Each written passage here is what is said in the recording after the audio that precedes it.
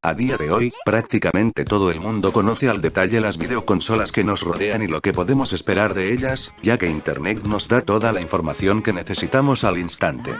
Para bien o para mal esto puede suponer la compra o no, de alguna de estas máquinas, depende de si lo que leemos nos motiva a tenerla o simplemente apaga ese fuego interior que se enciende cada vez que oímos o vemos algo relacionado con una buena consola.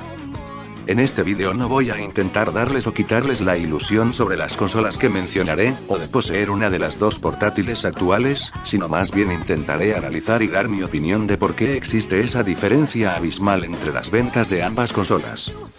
Supongo que a estas alturas saben que hablo de la portátil de Nintendo, Nintendo 3DS, y la portátil de Sony, PlayStation Vita. Actualmente la diferencia de unidades llevadas a casa por los usuarios de todo el mundo es abismal. La portátil de Nintendo salió al mercado prácticamente un año antes de que lo hiciera la portátil de su rival, Sony. Aún así, la diferencia es demasiado grande, ya que la 3DS ha conseguido vender la friolera cantidad de 38,4 millones mientras que la PS Vita solo ha conseguido colocar unos 5,1 millones aproximadamente.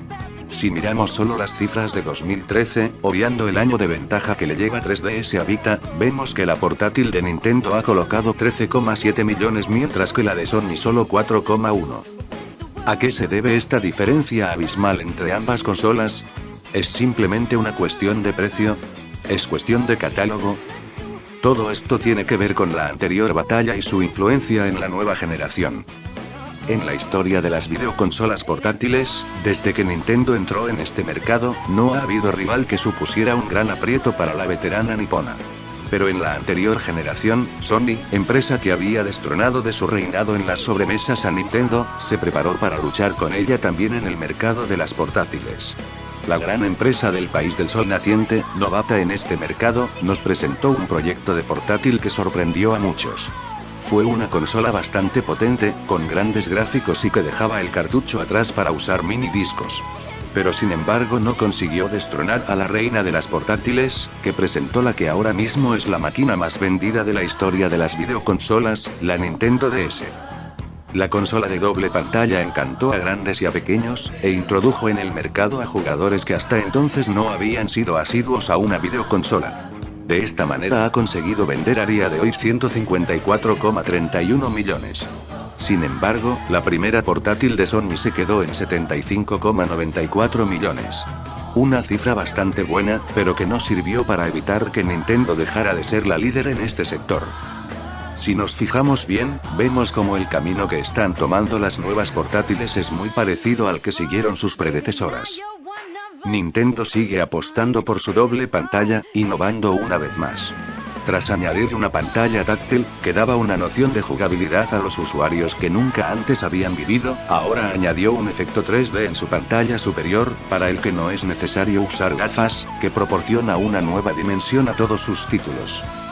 Sony, mientras tanto, continúa por su propio camino, añadiendo más potencia y funcionalidades a su consola, y dejándola casi a la par, en lo que a gráficos se refiere, de las sobremesas de la actual generación. Sin embargo, vemos como de nuevo Nintendo parece que vuelve a dar en el clavo, y la mayoría de los jugadores la prefiere en lo que a portátiles se refiere. ¿Será que Sony se equivoca a la hora de enfocar sus portátiles? ¿Será demasiado cara la portátil de Sony para el tipo de comprador al que se ha orientado? El precio, al principio de salir al mercado ambas consolas, fue un hándicap muy grande para ellas que se vio aumentado con la actual crisis que vivimos. El precio de la portátil de Nintendo fue de 249,95 mientras que el de la máquina de Sony fue de 249 para el modelo Wi-Fi y 299 para el modelo 3G. Precio que se veía incrementado si deseabas comprarte un juego o en el caso de Vita, un juego y una tarjeta de memoria. Pero el desastroso inicio de ambas plataformas hizo que sus creadoras se apretaran el cinturón y bajaran el precio, quedando así a 169,99 la de Nintendo y a 199,95 o 246,95 la PS Vita Wi-Fi o 3G respectivamente. Si además miramos su catálogo, vemos como tanto el actual como el venidero está totalmente desequilibrado. La portátil de Nintendo cuenta con más número de títulos y en el horizonte se otea un futuro de gran similitud. Esto, unido a que la mayoría de grandes juegos que contiene Vita en su catálogo se pueden jugar en las consolas de sobremesa, hace que gran parte de su atractivo se vea diluido.